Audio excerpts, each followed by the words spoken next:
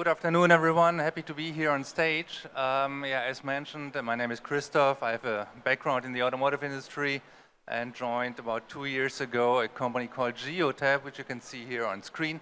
Geotab is a telematics company working with data for fleet companies. So what I want to do in the next 20 minutes, more or less, I want to give you a quick overview of what Geotab is doing and then head over to put a little bit more focus on the fleet side of things. So we have heard about electrification, we have heard about data is the key, and I want to show you a little bit what this means for fleet companies.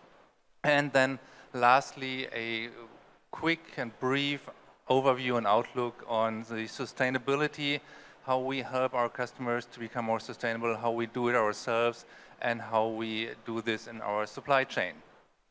So let's start with Geotab. Geotab is a Canadian-based company. It started about 23 years ago. There are roughly 2,200 employees fully dedicated to data and analytics and working with fleet customers and providing data-based products. And in its heart, Geotab is an engineering company. So most of our employees are working in software development and in product creation. Geotab has about 47,000 customers worldwide. The customers are, without exception, fleet customers. So that is rental companies, transport companies, leasing companies, any company that owns vehicles and wants to manage their fleet very efficiently based on data. And what we do is we pull the data out of the vehicles, make this available to the fleet managers, and we are very proud that we can do this for over 9,000 vehicle types and over 300 electric vehicles so far. And this number, 300 electric vehicles, is quite unique on the market. So Geotab is the company who has the broadest access to vehicle data available. Now, some more numbers. What we do among our customer base, we have 3.5 million vehicles connected. So that is 3.5 million vehicles generating and sending data each day, 24 hours a day. And this adds up to roughly 55 billion data points per day that are being processed. And on that map here, you can see that's an actual distribution of GPS positions in North America for 24 hours. So each point here is a GPS position that one of those vehicles has transmitted within 24 hours. The data we capture from the vehicles is GPS, it's traffic information, accelerometer data, engine data, weather data, whatever you have. So as a side note, Geotab is also the largest provider of hyper-local weather information. So we know if there are slippery roads, we know if the windshield wiper is on, then we know it's raining there, we know the temperature, and we can provide this information to, for example, weather stations and TV stations. So how does it work in general? How do we get the data? So on the bottom left side, you see a small device that's called the Go device. That's an OBD dongle that's being installed and put in the vehicle, and that records and captures all the data from the vehicle and then transmitted to the servers. And from there on, the data is being processed, it's analyzed, it's enriched, and then presented in a front end, which is made available to the fleet manager of a company on the computer or on an app. On the left side, you can also see that the vehicles do not necessarily need a Go device installed. Some and daily more vehicles are connected by the OEMs. They generate data, they're connected to the internet, they send data to the cloud of the OEM. And in this case, we work with the OEMs very closely to get access to that data that's being stored on the OEM side, integrate it in the Geotab system, and then make it available to the fleet customers as well. So there is no need to install a hardware device, and the vehicles will be connected on the streets more and more. So that's the basic principle how Geotab works. Now, what can we do with the data, and what, more important, what do the customers do with the data? So there are basically 6 use cases, 6 pillars, what telematics is used for fleet customers. I don't want to go into all the details here, except for the sustainability part.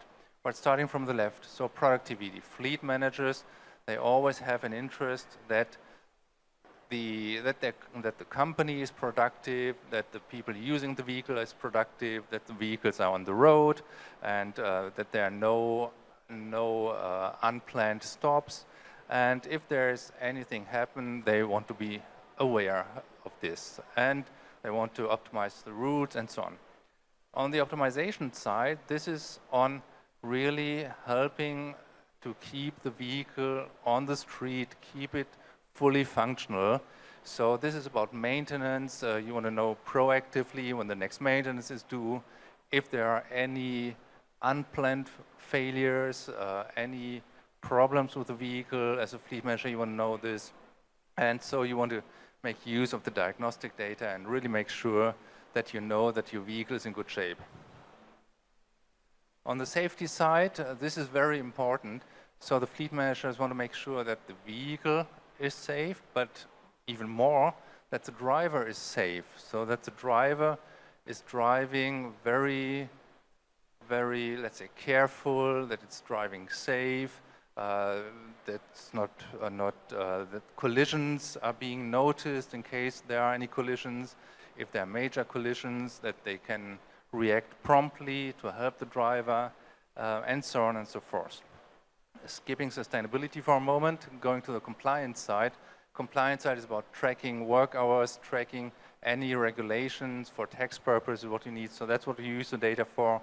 And expandability means that you can attach more devices to the Go device, and for example, NFC sensors or any other hardware, but also very much also integration of other systems to the Geotab system. Now, sustainability, this is very important. It's becoming more and more important.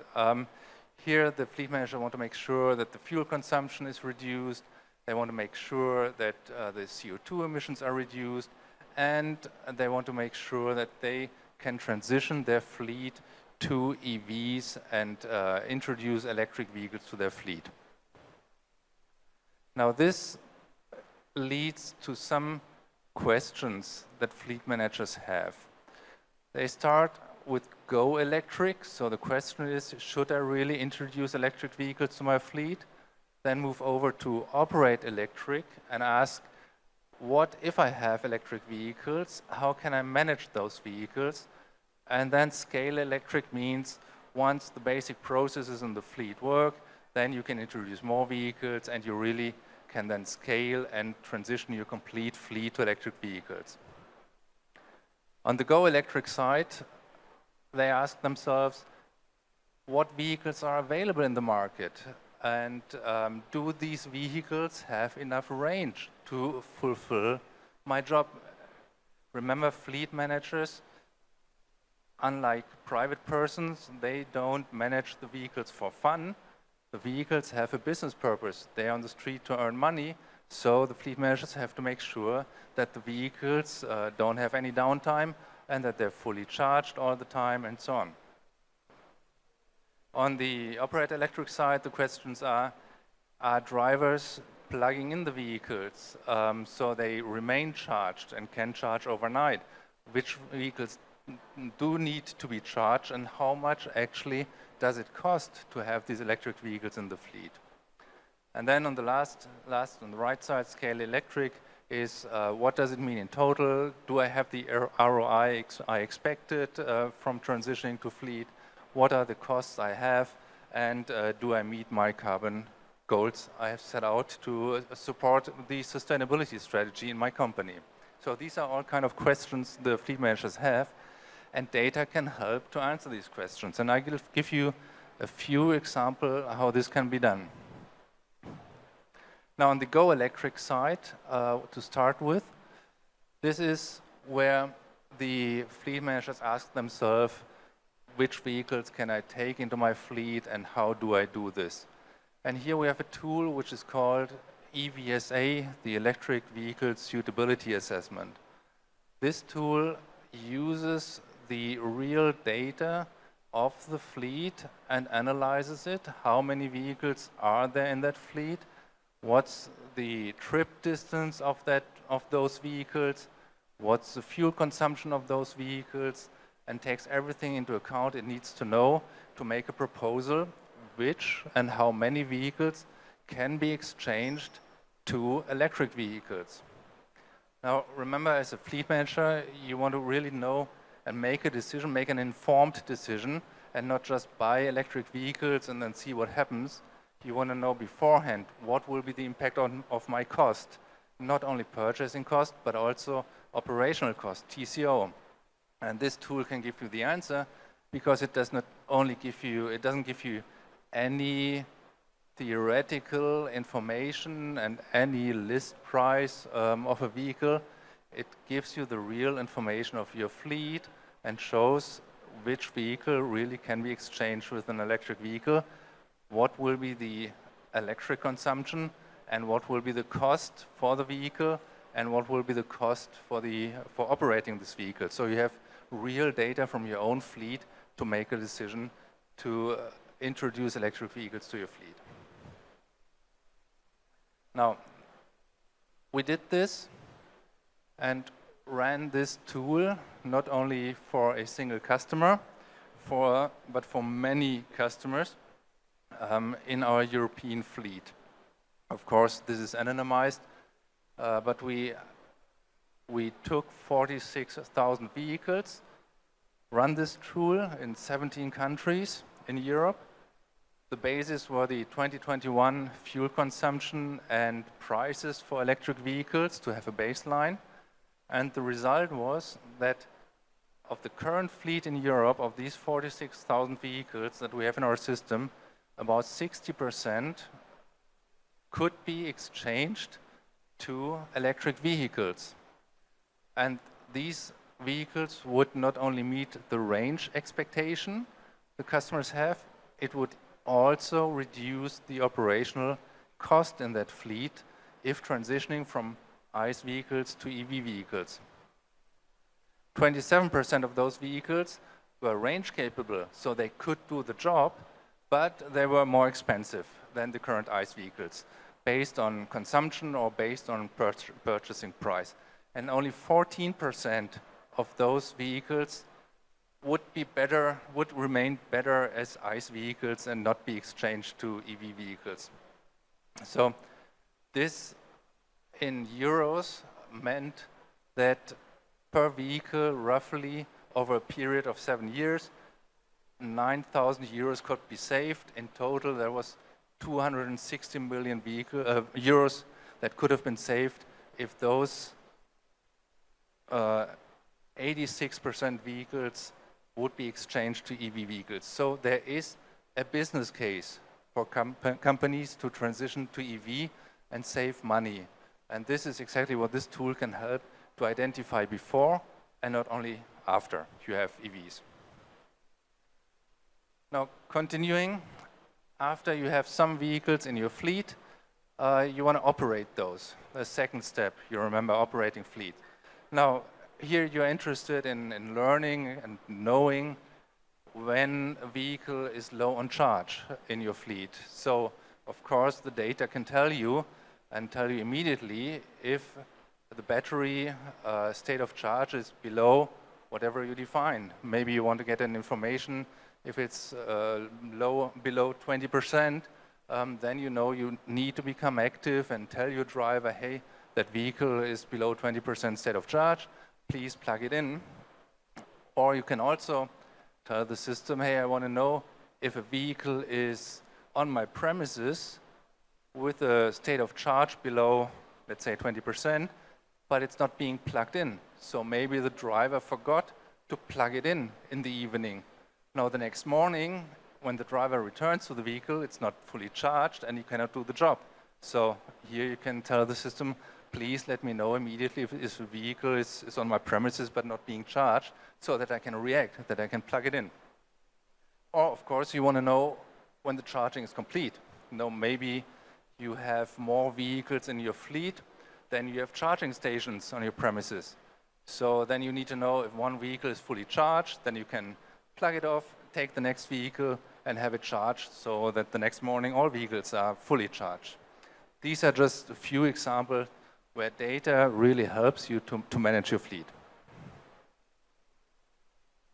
Now, next one, scale electric. Once you have the basic processes covered in your fleet, and then you want to scale and really transition your fleet completely to electric vehicles. And then, of course, you want to know what's the bottom line. What's the fuel consumption or electric consumption in that case? How does it compare to the past when I had to purchase for fuel? Do I save money? What's the average fuel consumption of my fleet? Can I improve the fuel consumption of my fleet? What do I do if I have plug-in hybrids in my fleet and the drivers just use the ICE engine? They don't use the electric engine in the plug-ins. It's very convenient to use the fuel in the plug-ins and not use the electric motor. But that's not why you as a fleet manager have purchased plug-ins. You want to make sure that the drivers also use the electric engine and not only the ICE engine. So that's what you can find out here, of course. Now, to give another example, which we did with Enterprise, the rental company, they transitioned to EV for a few vehicles and wanted to know what would be the effect. And they found out that roughly 13% of the current vehicles could be transitioned to EVs. They have roughly 90,000 vehicles in their fleet in Europe. 13% could be exchanged to EVs immediately. Another 45% of that fleet could be exchanged when the respective vehicle types, mainly SUVs and pickups, would be available. Now, this is an example from North America where we have pickups vehicles in the fleet. Now, once all of these capable vehicles would be exchanged, they would save about $33 million and would save roughly 200,000 tons CO2 emission over 4 years, which is quite significant. So, and this is the statement, the quote that we got from Enterprise, which pretty much exactly describes what we can do with the data in transitioning fleets. It says, and Enterprise says, we are not in the business of guessing how things will impact our fleet. We want to use real-world data to help our customers any way we can. And the key word here is real-world data. And that's what you only get if you have the vehicle data, if you get the data at the source in the vehicle, and have the right tools to analyze the data and make informed decisions. Now, last slide here. On the top, that's what we've talked about. We've talked about how fleet customers can use data, how they can use systems to analyze data, how they can decide to go electric, to operate electric, and scale electric. On the left side, you can see what Geotab does internally. It's not only that we want to help our customers to be more sustainable, we want to do it ourselves, of course, as well. So we have several initiatives running. We use science-based targets. We have some awards already for that. But what I really wanted to highlight here is on the right side, one of our partners, one of our suppliers, is based in Taiwan. It's company WNC. They manufacture the Go device, the small OBD device you saw on one of the first pages. And just yesterday I met with their Chief Sustainable Officer, Molly, and I was really, really impressed how WNC is taking sustainability serious here. So they have a renewable energy usage rate of 6.7% last year, greenhouse gas emissions reduced by 34%, and waste recycling rate is at 84%, which is really, really great.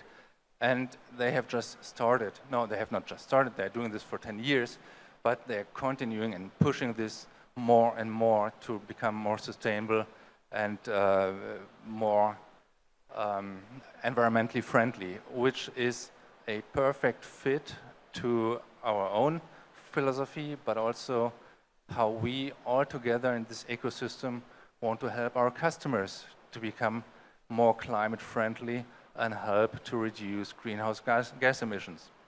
So, having said this, are there any questions from the audience? I am happy to answer.